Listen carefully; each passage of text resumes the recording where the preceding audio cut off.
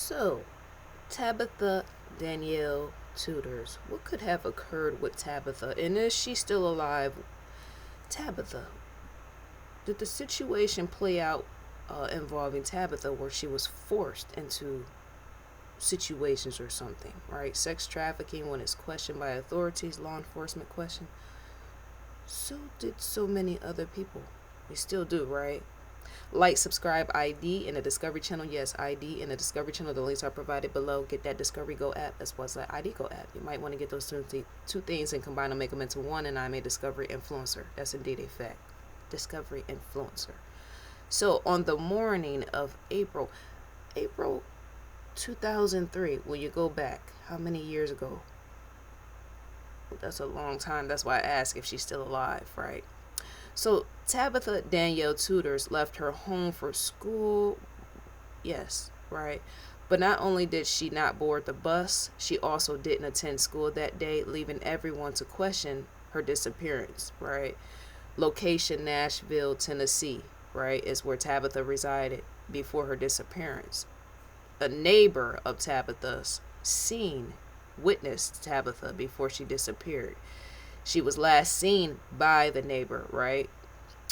The neighbor witnessed Tabitha walking to the bus stop blocks from her home, right?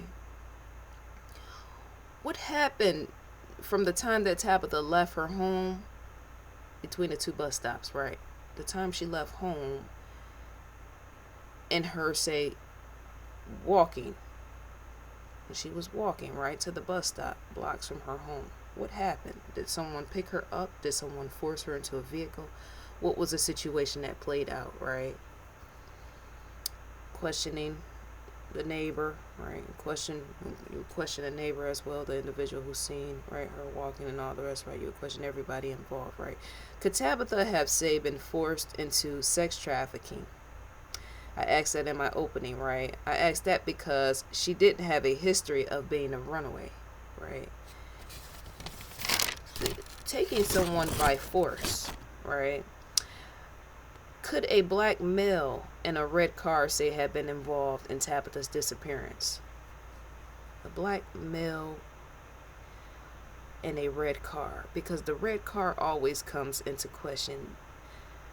A red car. Around the time of Tabitha's disappearance, a schoolboy said he saw Tabitha approached by a red car, driven by an African American male in a baseball cap, and Tabitha got into the vehicle, and then the vehicle drove away. So that's where you start to analyze more, right? A schoolboy said he saw Tabitha approached by a red car, driven by an African American male in a baseball cap, and Tabitha got into the vehicle, and then the vehicle drove away. So if that was a situation, right, the schoolboy was saying that, right, then that's to say that scenario right there points to that she wasn't taken by force. Nobody forced her into the vehicle. But then we don't really know. That was just one eyewitness, right?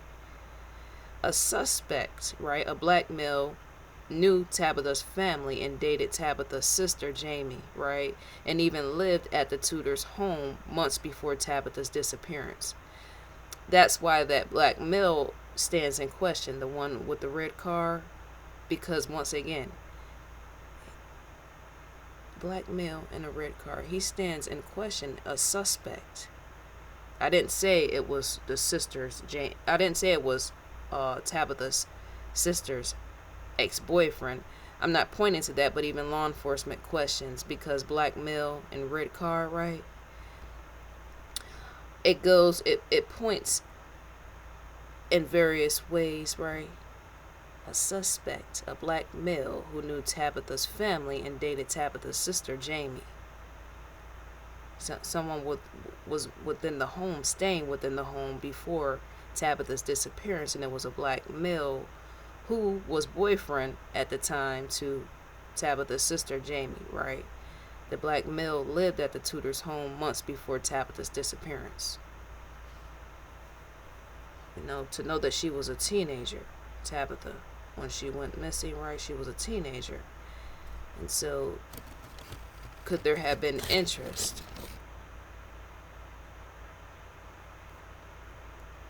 if the black male took her or took her by force, right? If you take someone and you take somebody by force, could he have had interest in her if he knew the family or was involved with somebody's family member or something like that? That's what authorities have questioned. That's what most will question, right? If she entered that vehicle, as the schoolboy said, Tabitha approached by a red car. That's to say the car. To be approached by a red car is to say the red car drove up to where Tabitha was, right? And that could have been a stranger, but oftentimes it's somebody that you know that would approach you like that.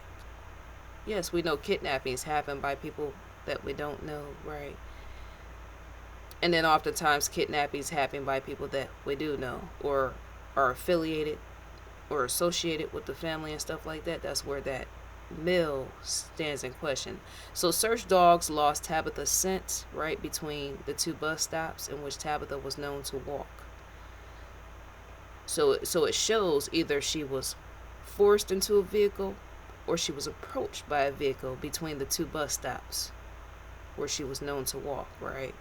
The black male I mentioned, he had taken the polygraph test, right? Took a polygraph test and passed it.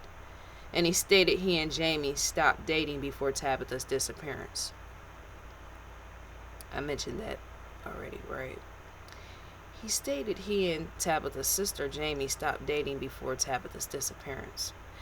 If he was involved, right, the male I mentioned, if he had something to do with her disappearance, why? Anyone who had something to do with Tabitha's disappearance, why? But that male, right, the one I just mentioned, right, the black male with the red car, if he was involved with a family member, why would he want to say kidnap Tabitha? Could there have been sex or something like that? She was 13 years old. Oftentimes males who are older sometimes want to be involved with young girls or something like that, because it makes me question if it was, I would question that if it was the sister's ex-boyfriend, right, to know he was around the home before her disappearance, right?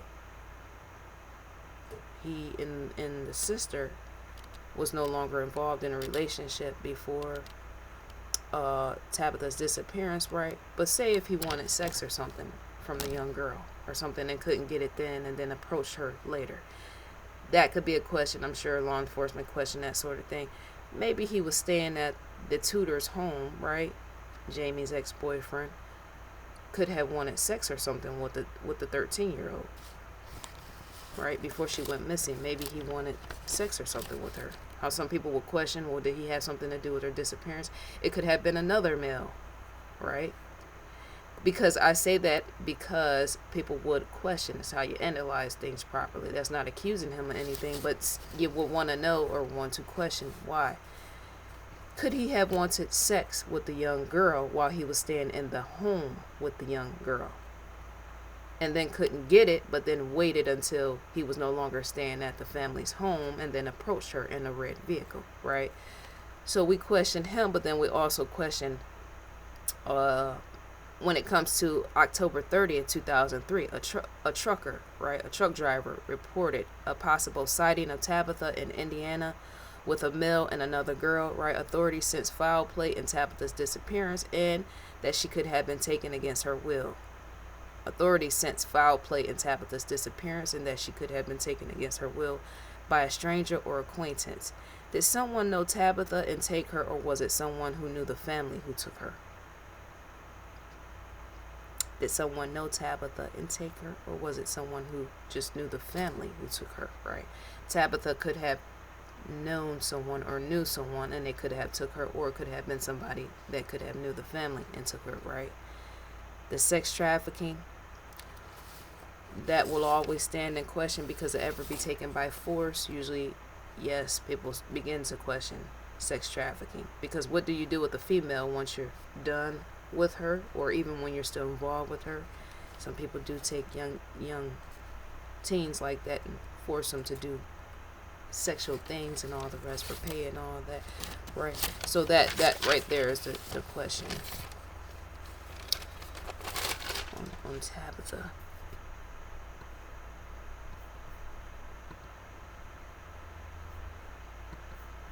Because see, if there were a situation where someone was staying in their home, law enforcement would have questioned even that even more.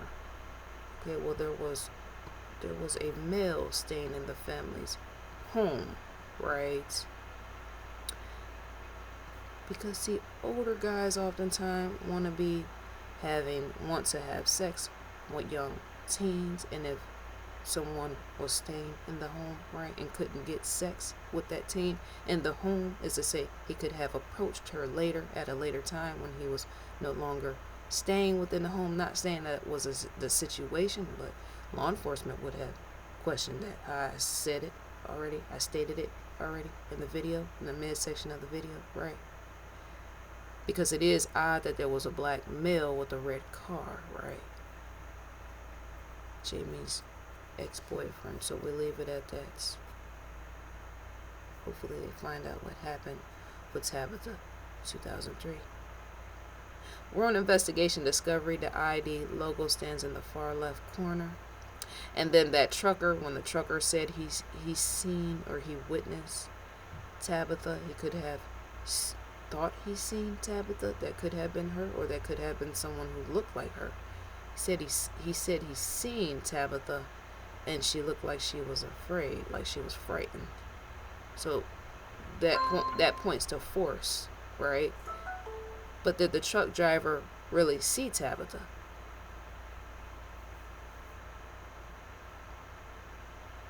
He could have, right?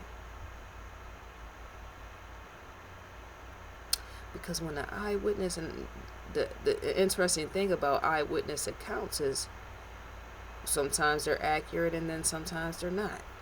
Eyewitness accounts, sometimes they're accurate and sometimes they're not. So that's where it stands in question on Tabitha's disappearance.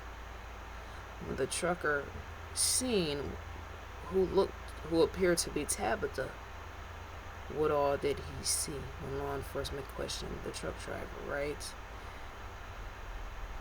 Tabitha, because if you're looking at a female and she looks like she's afraid or fearful or something like that, and not only that, there was another individual that stated they seen Tabitha. So that's where the sex trafficking question comes in. You have somebody worked at a hotel and stuff like that. Once there's different people that say they witnessed an individual, right? Because oftentimes eyewitness accounts are not always accurate, but sometimes they are, right? There was another individual that stated they seen Tabitha at another location, right? So the more eyewitnesses there are, the more accurate, but also could be inaccurate. So her story, yes, leaves everyone in question. Did the truck driver really see her, and was she afraid, as he stated, right? And then there was another individual that said that they seen her. When hotels and stuff like that comes to play, that also points to sex trafficking as well as in it could. So that's probably why it stands pertaining to her being forced into sex trafficking. Once someone at a hotel say they seen her, right? The eyewitness account points to sex trafficking as well. So hopefully her story doesn't have a sad ending, right? Hopefully there's a good ending in the end. We'll have to wait and see. It's different once it's movies or something like that, but when it's real life individual, especially a missing teen, you hope that there be like a good turnout or whatnot. So dear viewers, let me know what you think about the video. Let me know what you feel. What do you think could have happened to Danielle, and if she's alive or not, and what's the situation? Do you think she's been trafficked? Leave it in the comment section. May you enjoy your day. I will in fact enjoy mine, and I'm gone for now. 1.